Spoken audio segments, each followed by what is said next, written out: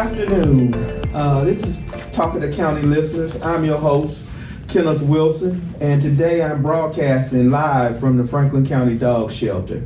We're joined today by Deputy County Administrator Joy Bivens, Director Chanda Wingo from the Office on Aging, and Kaye Persinger from the Franklin County Dog Shelter and Adoption Center to discuss an exciting new initiative, Mission Pawsible.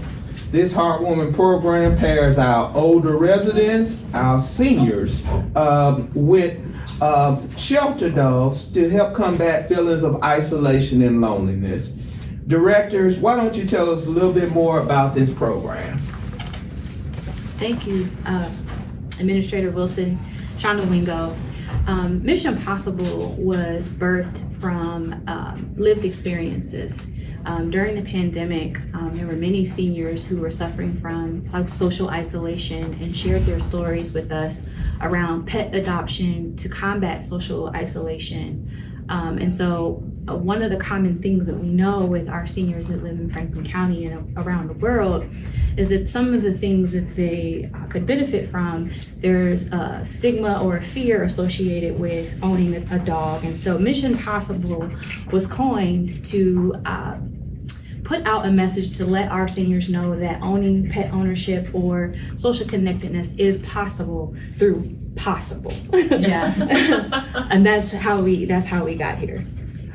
Having pets can be a significant responsibility. Because look at that little mama right there. She just just cuttable, trying to, it's like, being a parent again in a lot of respects. So can you share the pros and cons of older adults having a pet?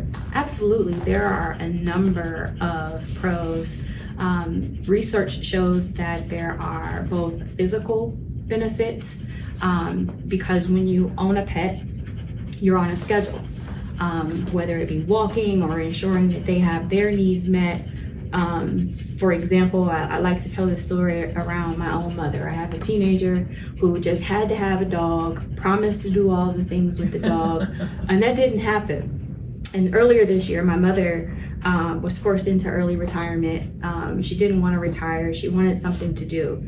And so by nature, she began to care for this dog. And so I hear her in the morning, 6 o'clock in the morning, she's preparing the dog food. See the unpredictability. She communicates with the dog spends time with her, she takes the dog for walks. They're on a schedule, and so that also contributes to cognitive health. Remembering a schedule, staying on a schedule, remember feeding, remember all of the appointments and all of the times that you have to disperse flea and tick medicine and things of that nature. And just through my own lived experience, I'm seeing the benefit of having a pet in the home with an older adult. Are there social events or groups for seniors and their pets to participate in together? Yes, so our metro parks have a wealth of events that they host. There are doggy parks as well. There are trails that are pet friendly.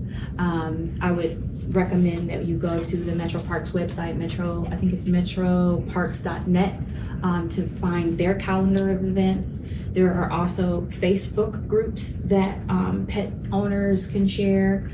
We also have some phenomenal programming out of our own dog shelter that I will not still case under, but they have a phenomenal lineup of events as well. Yeah, they should have treats and friends. All dogs like treats. Everybody get together and hang out, and the dogs get treats, and then the seniors can kind of talk with each other and share their experiences with their pets, while the dogs get treats and toys. All dogs like toys. Look, they like toys. I know they like toys. What advice does the office offer to seniors for the long-term care of their pets?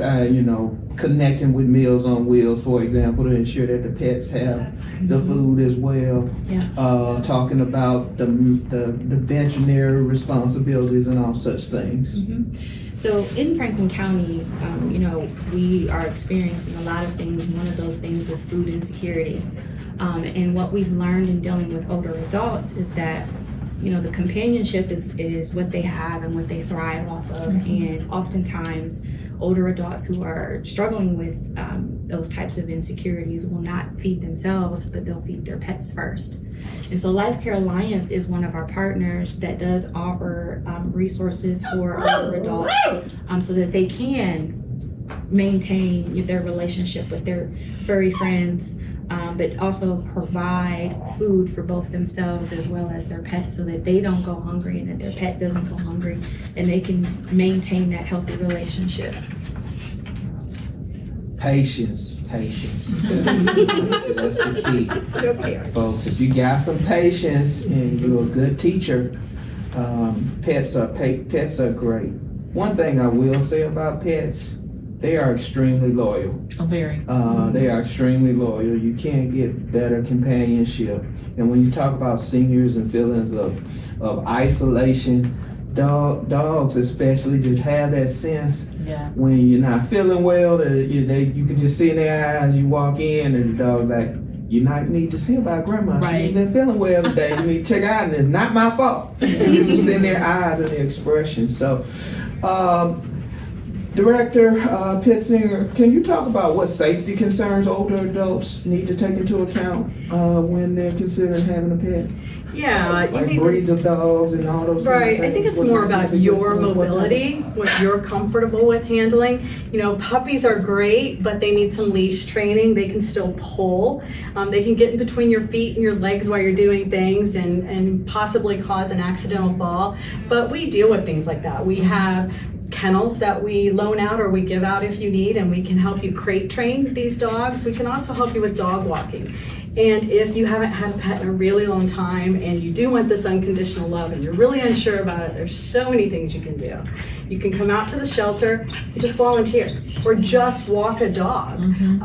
You can come out and spend a little time with them in a room if you're not sure about walking. And we have more than enough to choose from.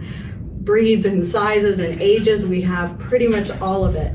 And then if you feel like you're comfortable taking it home, you can foster. Take it home for a while and see, is this going to be a good fit? And while you're fostering, we provide everything for the dog. We provide all the medical, the food. We have training free here at the shelter, but we also have training online. So if you can't get here, you're more than welcome to use that resource and send us questions or anything. So we do everything in our power to make sure that it's going to be a great fit.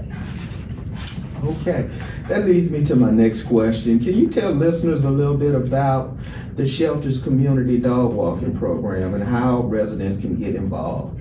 It is a wonderful program. Basically what we do on Sundays when the spring arrives, as of now, is you just come out to the shelter and all you want to do is walk a dog. You really don't have the capacity to take one home for whatever reason at this time. It helps the dogs, it helps the community, it certainly helps the employees here and our volunteers. They'll get the dog out for you, take them out to the yard, you just walk them. And then we also have different leads and stuff out there, so if the dog becomes too much, you can just hook it to the fence and let us know and we'll go out and get the dog. But we have found that it's actually turned into a good opportunity for first dates. It's turned into a great opportunity for an adult to bring their elderly parent to see, because the parent may want one and usually it's their children that are more concerned than they are, but you will never find unconditional love like you do in a pet. That might be a good thing for older adults to do with their grandchildren. Yeah. Absolutely. On a Saturday, get some exercise and come out and spend some time with our dogs. And we give you some treats out there. We get the dog, a lot of times they come through our shelter and they say, oh, you have these big dogs and they're jumping all over and they're anxious. They don't act like that out of the kennel, or we wouldn't have them up for adoption. They're just anxious to get out. They see you, they want out. Yeah. So we do have staff that'll get them out of the shelter, out of the kennel for you and put them back in, because that's really the most dangerous time. Oh, he's like, that's the most dangerous time is getting them in and out, because they get so excited about going out. So we do have staff that'll do that for you. But if you decide to foster or take them home, trust me, they act a lot different once they're in the home. He gotta go. He say, I gotta move. He gotta move. We was talking about the walker program. Yeah. We're talking about the walk right now. I'm talking about walkers. But what we want to talk to the county listeners to know is you know, especially if they're an older adult and you're interested in a possible program, you can kind of date a cute dog. You can come introduce yourself to a cute dog, and you can foster it. Or one of the programs I love we offer is the sleepover programs, Yes. the holiday sleepover. I know we have a lot of adoptions where people just get to, you know, kind of get to introduce themselves to the dog, you know, and then they, you know, find out whether there's a match. Cause you know, with dogs and people have to connect, you know, be harmony. So, Right. you know, kind of like online dating. Right. You know, maybe we need to do an online dating promotion with the dogs. Like a speed date. Yeah. Speak on behalf of the dog. Let the dog connect online and create a website for online dog dating. You know, so I'm all trying to get dogs homes. You know. And they're great advocates. When somebody takes a dog home and they spend the weekend with them, or even a week or so, and for whatever reason they just aren't able to have them full time, they advocate for that dog. They help us find a home for that dog. Believe it or not, as big as we are and as much as we try to be out there in the public, there's still a lot of people that don't know we exist or what we have. So they still go out and say, this is a great dog. And they are such an advocate, and they tell us things we don't know about the dog. Is it going to get along with your cat if you have a cat? How's it act around children? Is it already crate trained? Has it been potty trained? And they can tell us those things that we don't know here at the shelter. Yeah, you know, as county administrator, we have so many different breeds and types of dogs. We're just like Baskin Robbins. They can just come in and 31, 200 plus flavors of dogs, and every dog got an individual personality. They do. And they can, you know, you can, you know, see how it all matches, and it can be life changing, because these dogs, I mean, they just bond. Like I said, you know, they have personalities. They do things, and then, you know, the senior connects with them, and they, you know, eventually listen. Yes. Most times they will listen, because seniors have a special way of making sure that happens too. Yeah.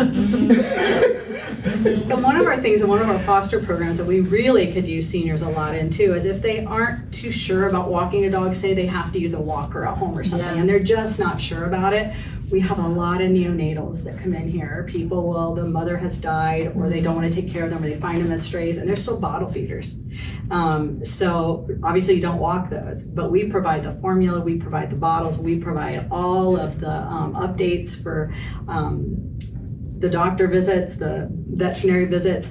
The hardest part is they're like babies. They need fed every 4 hours. So it's really hard for staff and people to do that if they work. Absolutely. Because they're getting up with a little guy or a little girl, Yeah. and they're bottle feeding and encouraging them to Absolutely. potty. Yeah. But once they're old enough to be spayed and neutered, then we get them back in here and we get them adopted. And the same thing with some of our heartworm dogs that are being treated. They're older dogs, but they are not to be walked. They have to be completely kept in that crate until the time passes where they've passed all those heartworms. And it can be really difficult for people. They feel sorry for the dog, they want to take it out and run it, but that is not healthy. So people that are more homebound, we really look for those people that may be interested in the program. The other thing is, we are the only dog shelter in, I think, the nation, but I do know in the state of Ohio that runs 24/7. So if you have a problem in the middle of the night with the dog, for whatever reason you're fearful of it, or you've got some family emergency, we will come out and get the dog and bring the dog back. 24 hours? 24 hours, 7 days a week. 7-11. Yep. That's for Franklin County Animal Shelter, talk of the county listeners. Every resident, every day, every dog, every day. That's what we're all about. What steps should an older adult take to create a care plan for their pets should something happen to them? Just as you would yourself, you know, do you have somebody in line that'd be willing to take care of the pet should you end up in the hospital for a couple of weeks, or, you know, just not be available to the dog for any length of time, or just aftercare because you've, you know, gone on. Somebody that's aware they're going to be taking care of the pet, somebody that may be familiar with the pet and give some instructions. And if you just have absolutely nobody, that's okay too. You know, we will gladly take the dog, we will gladly try and rehome that dog, the best way for us to rehome is just have a little diary, about your dog somewhere, telling us about the dog. What is the favorite things the dog likes and doesn't? Because the dog will be depressed for a while. So it's really important for us to continue with that enrichment with the dog. Yeah, this program is going to be a beautiful collaboration between Office on Aging and the Franklin County Animal Shelter. How do you all plan to collect feedback from seniors that have adopted dogs so that we can improve the program over time? That's a good question. I think one of the things that we do at the Office on Aging on a regular basis is we do survey our clients to understand, what are we doing well? What could we do better? And if this is a hit, we're hoping that you all encourage your favorite senior to come out and join this program. We can add that in to collect that feedback because we think that this is going to be very, very instrumental in combating social isolation. There is a phenomenon now with our seniors which have been coined as senior orphans, where they have nobody. Right. They don't have family members, or they didn't have children, or most of their family has passed away. And this is an excellent way for our seniors to find another way to connect without having to always leave their house. Because we also know as after post-COVID, there's a lot of concerns about re-entering a new normal and, wanting to not necessarily go out into this new world because a lot of places that our seniors used to go to have closed. And so that is an excellent way that we can, understand how this impacts the lives of our seniors and do better going forward with programming and connectivity with agencies such as the dog shelter. We visit assisted living homes quite often, and we do planned visits where we'll take some dogs out, puppies out, and it's interesting now that we've been going to some of them so often that the caretakers will come to us saying so-and-so has been very depressed lately. Will you go see them first? And as soon as we put that dog in their lap, it's like this, you can see the stress just melt away from that person. They're so happy that this dog is there to give them unconditional love, even though they don't even know them. They're just happy to have that bonding and that, even if it's just for a short period of time. So even healthcare providers are realizing the benefits of it. That's awesome. Franklin County is a very caring community. When we talk about raising, children, we have this saying, it takes a village. What other organizations are there that can assist with the care of a pet? There are a ton of low-cost spay and neuter clinics out there. However, if you ever get one from us, it will already come spayed and neutered, microchipped, licensed, and have all the medical needs taken care of. But there are a ton of low costs that we can provide. There are way too many for me to mention right now, but we also have them on our website. County also we've got a dog food pet pantry, and we get so many donations of blankets, clothes, dog food, treats, and we pass those on to the public, and there's no questions asked. If you say you need it, we believe you, and we want you to have it. So, and it's ran strictly through donations. It's a wonderful program. Okay, listeners, use your favorite search engine and put in the Franklin County Animal Shelter and resources, and we'll help you out. We'll help connect you because what we want you to do is have the support around you to be able to keep your pet, because the worst thing in the world is for a pet to be separated from a family or an individual because they have a lack of resources and that they need a little extra help. So anything we can do to try to keep you connected with your pet, with what you hope to be your lifetime friend, we want to do that. This is a two-part question for both the Office on Aging and the Animal Shelter. First part of this question is for you, Director Wingo. When does it become unsafe for an older adult to have a pet? I think Kaye kind of touched on it earlier. When a pet needs can't be met because your health is declining or you're no longer able to keep up with their maintenance. But also if your own health is declining and you're not able to get around as much and the dog is probably too rambunctious or just in the way, I would recommend that you give Kaye a call or give us a call so we can identify some resources. But knowing yourself and knowing what your capabilities are, I always like to encourage families that support seniors to also keep an eye on it, and notice and pay attention, because we usually see it before our family members are willing to admit it. But also make sure that your family knows what your wishes are. As our older adults tend to decline, sometimes Alzheimer creeps in, or dementia, or fatalities. What are your wishes for the care of your dog should your health decline and your family identifies there's nothing wrong with someone else in the family taking that dog in, but what are those wishes of that older adult that they'd like to see have happen with their pet? And Director, how does a family have that conversation when they witness a situation where the pet is literally taken over? Yeah. Those are difficult. They're Very. very difficult Yeah. conversations, because it's just like a child. That's their child. That's their family. I think it has to be done very delicately. And sometimes how I approach things that are difficult is I ask more questions than I give solutions, and let them come up with their own solution. Such as, did you remember to give them their flea and tick? Or looks like you have a bruise there, or I haven't seen the leash laying around. And you just bring them into some self-awareness, and then it kind of, as time goes by, it makes that conversation a little easier. And instead of saying, we're taking this dog from you forever, we're gonna take him home for a weekend, just let you have some space. It just gets them a little more used to the idea, instead of just saying, look, it's obvious you cannot take care of this dog, I don't want you getting hurt, so I'm taking the dog. I understand that from caring, children, but it should be handled a lot more delicate than that. Yeah, it's very important for seniors to maintain their independence, and that is one way of maintaining independence. So Yes. having those caring conversations, allowing them to come up with their own, and introducing ideas that they haven't considered is remarkable. That little lady has been so good with Deputy County Administrator Joy Bivens. She looking like, I need a home, I need a blanket, somebody come get me, and I want to live with you. That's what she looking like. Is that what she looks She like? looks just like that. For somebody. She need to go home with somebody. She needs to go home with somebody. Before she adopts you. This has been a great conversation. Where can people get information online about Pawsible? Mission Pawsible. Mission Pawsible. Mission Pawsible. You can always give us a call at 614-525-6200.